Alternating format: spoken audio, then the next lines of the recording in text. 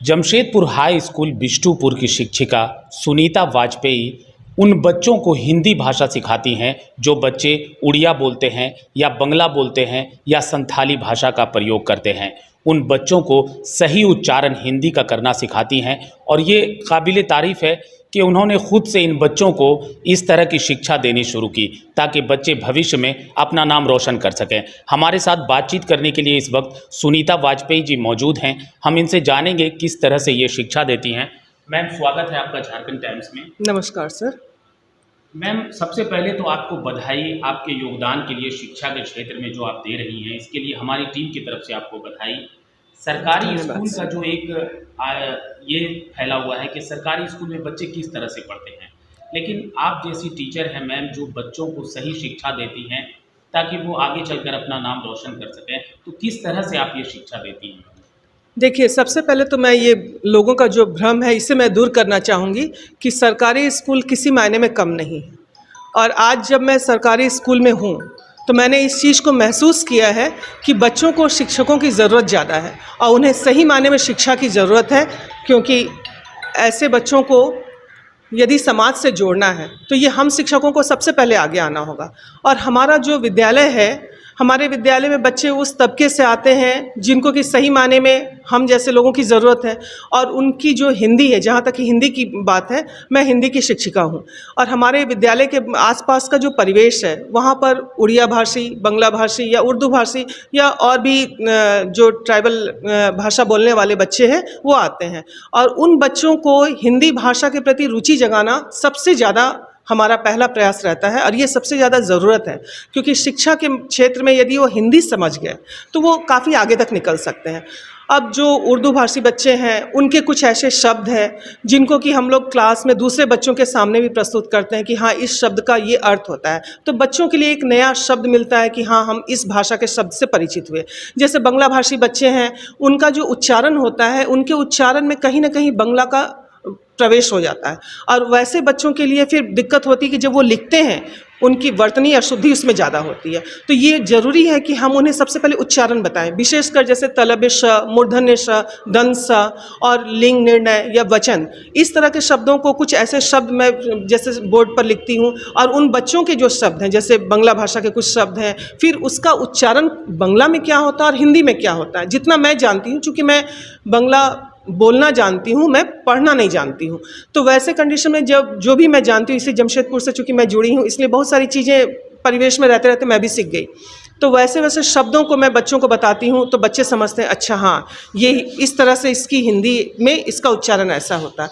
तो उस तरह से बच्चे धीरे धीरे अपनी गलतियों को समझ पाते हैं और धीरे धीरे अपनी हिंदी में अपना सुधार भी कर पाते हैं। उसी तरह से हमारे आसपास के परिवेश के जो बच्चे ज़्यादातर संबलपुरी भाषा का प्रयोग करते हैं, जो उड़िया से ही मिलता जुलता है या उड़िया ही है, तो वैसे बच्चों के लिए भी प्रॉब्लम होता है कि जहाँ वो आपस में खड़े होते हैं या बातचीत करते हैं तो आपस में अपनी भाषा का प्रयोग करते हैं, और अपनी भाषा को तो बढ़ावा देना ज़रूरी है क्योंकि वो उनकी मातृभाषा है, लेकिन सब्जेक्ट जहाँ तक पढ़ने की बात है तो हिंदी पढ़ना ज़रूरी है और लिखना भी ज़रूरी है। इसलिए उनको उनकी भाषा के शब्दों को हिंदी में कैसे उच्चारण करते हैं, हिंदी में क्या बोलते हैं और किस तरह से लिखते हैं, ये हमारा प्रयास रहता है, और जिसकी वजह से बच्चे उसमें धीरे धीरे काफ़ी सुधार भी करते हैं। समय लगता है लेकिन बच्चे सुधार करते हैं, और उससे उनकी हिंदी में जो लिखना है या बोलना है उसमें काफ़ी इम्प्रूवमेंट भी होता है सर।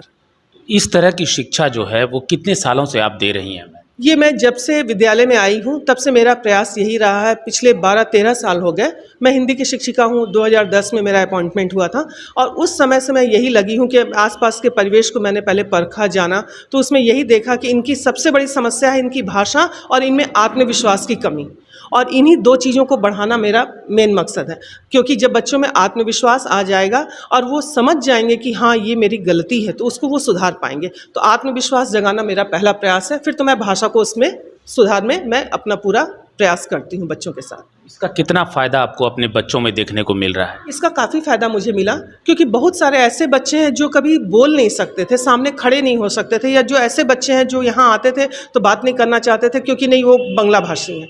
जैसे कुछ आदितपुर के कुछ बच्चे हैं जो मुस्लिम बच्चे हैं लेकिन बांग्ला भाषा का प्रयोग करते हैं। अब वैसे बच्चों को ये हिचकिचाहट होती है कि वो कैसे हिंदी बोलें, लेकिन धीरे धीरे उनमें इतना सुधार आया कि मैंने उनको कहा कि आप लिखो, एक पैराग्राफ आप हिंदी की पुस्तक में पढ़ो, उसको आप लिखो, और लिखने के बाद अगले दिन जब क्लास में कोई चैप्टर पढ़ाया जाता है तो मैं पहले उन बच्चों को पढ़ने के लिए बोलती हूँ क्लास में कि जो बच्चे बिल्कुल ही नहीं पढ़ना चाहते हैं भाषा के डर से या उनकी गलतियों की वजह से, तो धीरे धीरे उनके अंदर आत्मविश्वास पैदा होता। और विद्यालय में जो मॉर्निंग असेंबली होने लगी है उसमें हमारा विद्यालय हमारे बच्चों को 4 हाउस में बांटा गया है, और प्रत्येक सप्ताह एक एक हाउस को ये जिम्मेदारी दी जाती है कि आप वैसे बच्चों को स्टेज में खड़ा कीजिए और वैसे बच्चे समाचार पढ़ें, वैसे बच्चे न्यूज़ पढ़ें, वैसे बच्चे क्विज पढ़ें, तो उससे उनके अंदर वो विश्वास जगता है कि नहीं मैं पढ़ सकता हूँ। तो जहाँ आत्मविश्वास आ जाता है तो वो सुधार होना तो स्वाभाविक है सर। अभी मैडम आपने कहा कि आत्मविश्वास की कमी, बच्चे में जो सरकारी स्कूल के बच्चे होते हैं उनमें टैलेंट की तो कोई कमी नहीं होती है, बस उन्हें निखारने की ज़रूरत होती है, तो आप लोग इस पर काम करें। हम अपने बच्चों को पहले समझते हैं, क्योंकि हमारे यहाँ जब बच्चे एडमिशन लेते हैं तो बच्चों के अंदर क्या प्रतिभा है, हमारे विद्यालय में छोटे छोटे कार्यक्रम होते हैं, छोटे छोटे प्रोग्राम होते हैं, तो बच्चों की रुचि के अनुसार उनको देखा जाता है। जैसे कोई मेहंदी में प्रतियोगिता में मेहंदी में बहुत अच्छे हैं, किनकी ड्राइंग बहुत अच्छी है, कोई भाषण देने में अच्छे हैं, और कोई योगा में हमारे यहाँ बच्चे बहुत अच्छा करते हैं। तो वैसे बच्चों को जब हम लोग जान लेते हैं, समझ लेते हैं, तो उस हिसाब से बच्चों को आगे बढ़ाने का प्रयास करते हैं। क्योंकि टैलेंट की तो बिल्कुल मैं सच कहती हूँ, सरकारी विद्यालय में टैलेंट की कमी नहीं है, बस उसे निखारने की ज़रूरत है। तो समय समय पर जो कार्यक्रम होते हैं उस कार्यक्रम में, जैसे राज्य स्तर पर, जिला स्तर पर जो भी कार्यक्रम होते हैं उसमें हमारे बच्चे भाग लेते हैं। और उससे खेल में हमारे बच्चे, मैं बोलना चाहूँगी कि हमारे बच्चे खेल में बहुत अच्छे हैं और बहुत प्राइज़ वगैरह भी जीतते हैं। तो उनको एक माहौल देना, खेल का एक माहौल देना, तो वो हम लोगों का पूरा प्रयास रहता है कि वैसे बच्चों को हम स्टेज में लाएं, सामने लाएं। ये सिलसिला जो आपका सिखाने का है हिंदी, ये तो लगातार चलता रहेगा।